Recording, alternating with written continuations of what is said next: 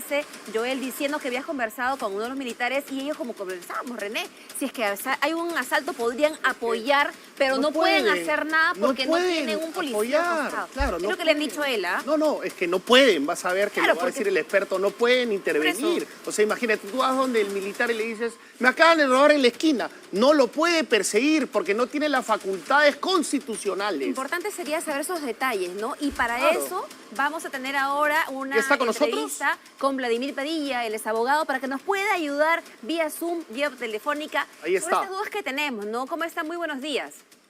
Hola, ¿cómo están? Muy buenos días, a sus órdenes. Sí. Bueno, como ya sabemos, se ha decretado un nuevo estado de emergencia en Lima, Perú, en Lima y el Callao, ¿no? Esto a raíz de que la criminalidad organizada pues nos viene rebasando, no recientemente, sino desde hace mucho tiempo atrás ya, que la delincuencia viene ganando cada vez más y más terreno.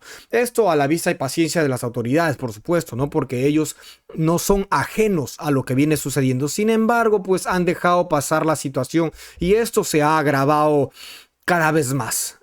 Recientemente se ha escuchado el asesinato de un miembro importante, de un cantante importante, de una agrupación del norte del Perú, ¿no? Me refiero a Armonía 10. Entonces, para que el pueblo no piense que el gobierno no está haciendo nada al respecto, han decretado un nuevo estado de emergencia. Pero la pregunta es, ¿realmente servirá, ¿no? Decretar nuevamente estado de emergencia? ¿Qué es lo que se está haciendo? ¿Hay un plan detrás de todo esto? Y vamos a analizar también lo que nos decían los periodistas en un inicio, ¿no? Ellos hablaban sobre el apoyo de las Fuerzas Armadas en este estado de emergencia. ¿Realmente sirven que las Fuerzas Armadas estén en las calles? ¿Cuál es el apoyo que nos van a brindar? Y es preocupante lo que ellos empiezan diciendo, porque dicen que si los militares que están ahí parados en la calle observan que ocurre un delito, ellos no pueden tomar partida, sino que ellos están ahí simplemente de apoyo ante la policía. Es decir, si la policía no los requiere, si la policía no faculta para que ellos actúen, pues ellos simplemente se quedan cruzados de brazo.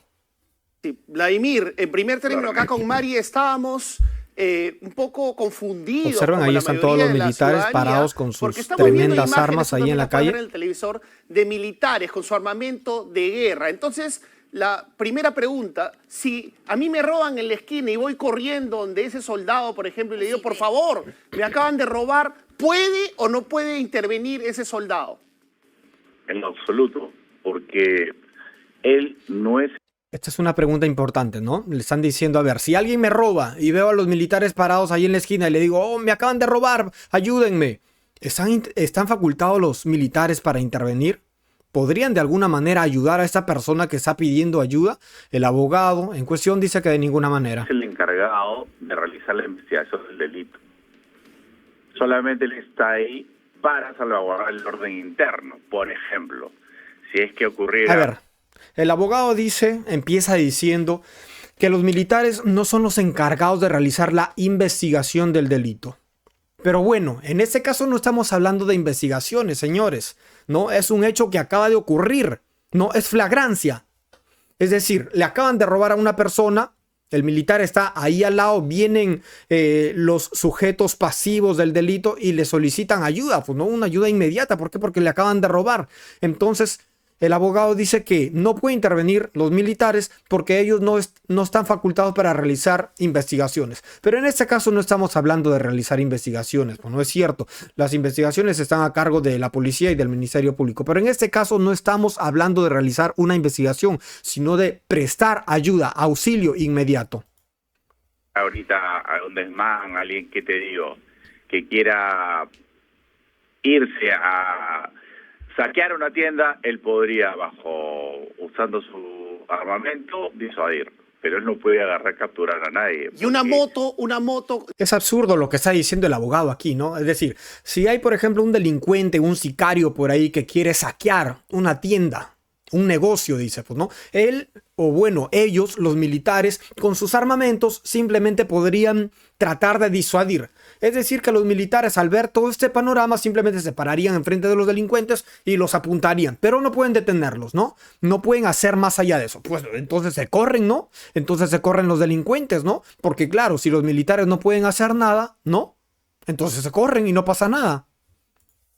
digamos que está extorsionando y en presencia de ellos, ¿qué podrían hacer?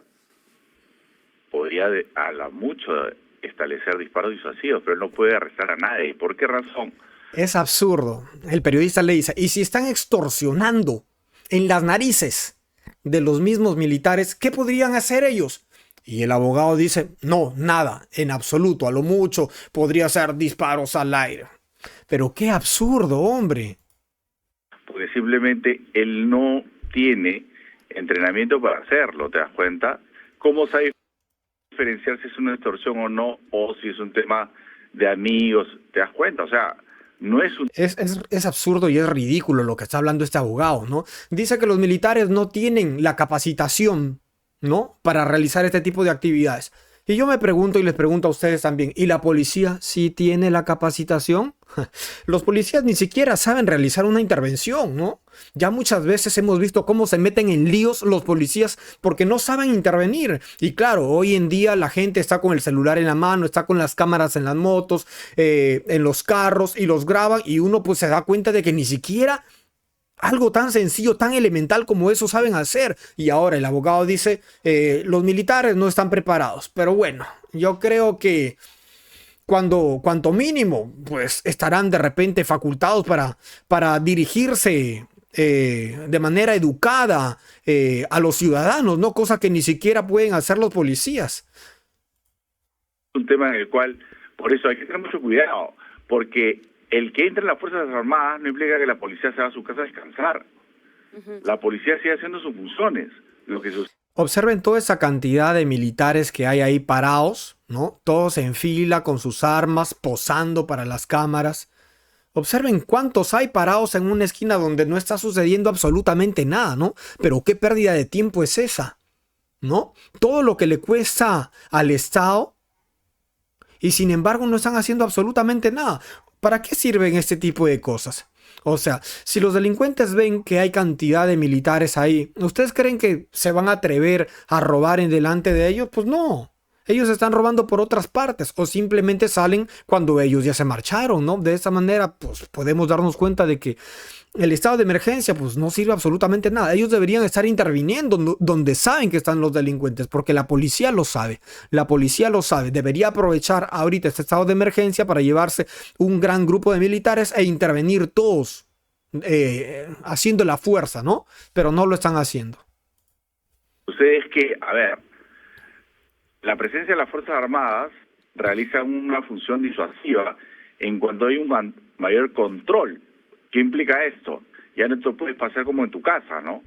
Pero eso no enerva que la policía, por eso tiene que trabajar de manera conjunta la policía y las Fuerzas Armadas, ¿no? Claro, porque entonces... Las Fuerzas Armadas pueden hacer muchísimo más que estar ahí para un tema de disuasión, ¿no? Es decir, que ellos se paran ahí en las calles y entonces pues, los delincuentes, como los ven, se van a disuadir. Van a evitar realizar sus actos delincuenciales. No, el estado de emergencia es por un mes, ¿no? Estos señores, mientras dure este estado de emergencia, estos delincuentes pues se van a operar a otros lugares, ¿no? Y finalmente, cuando acabe el estado de emergencia, vuelven a hacer de las suyas. ¿Y cuál es la respuesta del Estado?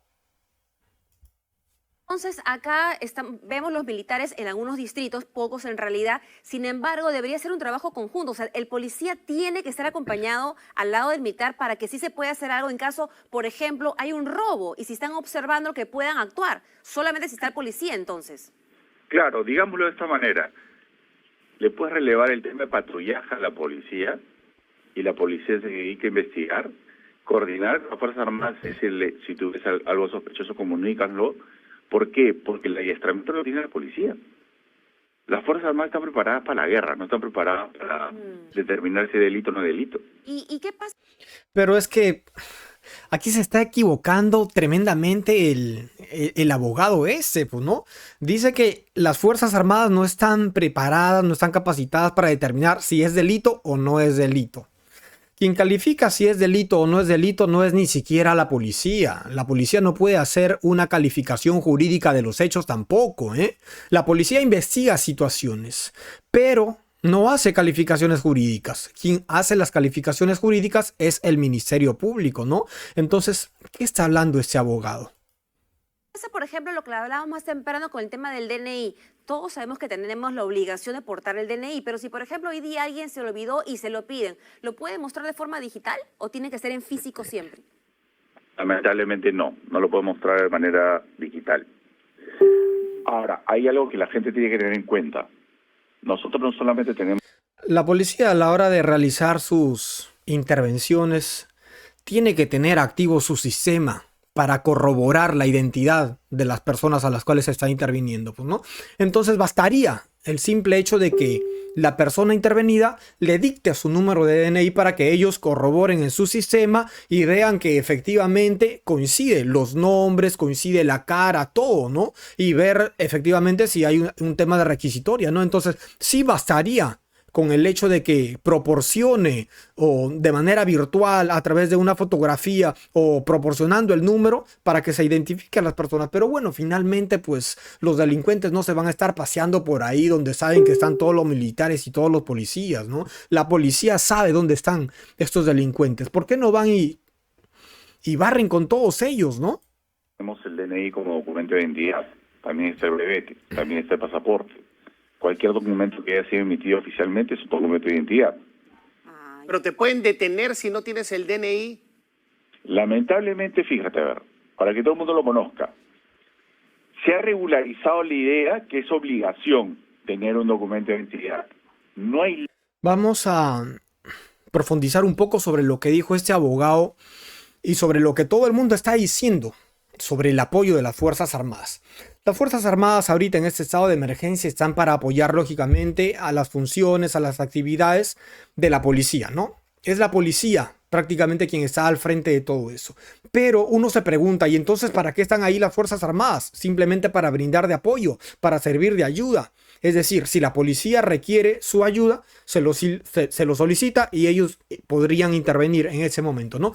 Pero hemos visto algunos ejemplos que han dado aquí los periodistas y que le han consultado con el abogado también, ¿no? Si está ocurriendo un tema de un delito flagrante, está ocurriendo un delito en presencia de los militares, en los ojos, en la cara, en las narices de los militares, ellos no pueden intervenir de ninguna manera. Y yo creo que se están equivocando terriblemente aquí, porque por supuesto que pueden intervenir los militares.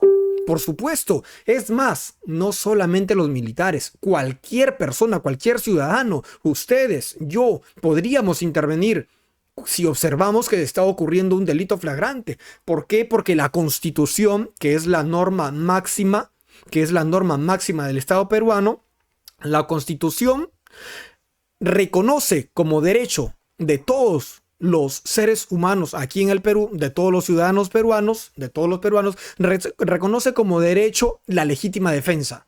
La legítima defensa de los bienes, de los derechos fundamentales que nosotros tenemos, ¿no? Y esa legítima defensa no es solamente para nosotros mismos.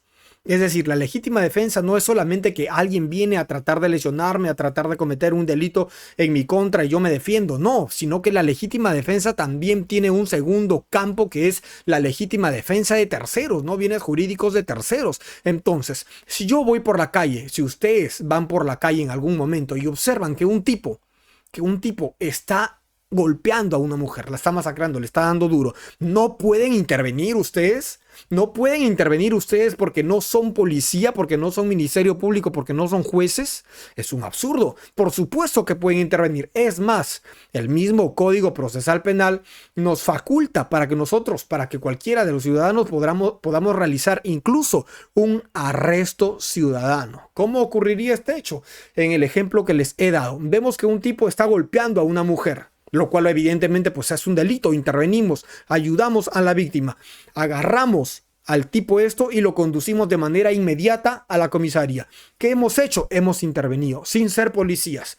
¿Qué más hemos hecho? Hemos detenido a este tipo. ¿Por qué? Porque las normas, porque las leyes nos facultan a eso, ¿no? Entonces, intervenimos, hacemos un arresto ciudadano, lo conducimos a la comisaría. Observen, ¿no? Un ciudadano común y corriente, como ustedes y como yo, puede realizar ese tipo de cosas. Y me dicen que los militares no pueden realizar estas funciones que nosotros bien podríamos hacer. Ante todo, los militares son ciudadanos peruanos también, y ellos también tienen derecho a la legítima defensa, tanto para ellos como para terceros. Entonces, sí podrían intervenir de esta manera los militares. Sí están facultados, ¿no? Solamente que no están viendo más allá, no están analizando las normas en su conjunto, ¿no? No están tratando de solucionar las cosas, porque cuando uno quiere solucionar las cosas, encuentra la forma, ¿no? No encuentra excusas, encuentra la forma de cómo hacer. La criminalidad organizada, lamentablemente, se ha desbordado totalmente aquí en el Perú. Las autoridades no hacen nada porque ellas mismas están confabuladas con estas organizaciones, ¿no? Trabajan prácticamente de manera mancomunada, ¿no? Entonces no les conviene, no se tocan entre ellos, ¿no?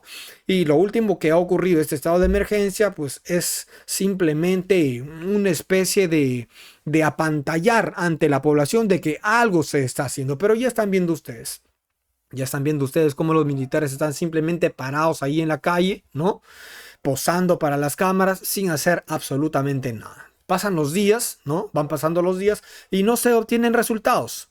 Cuando se podrían obtener mucho mejores resultados si se utiliza la inteligencia, la data que la policía tiene y se les cae aprovechando el estado de emergencia, no aprovechando la restricción de ciertos derechos fundamentales de las personas y toda la licencia que tienen para actuar rápidamente bajo estas circunstancias.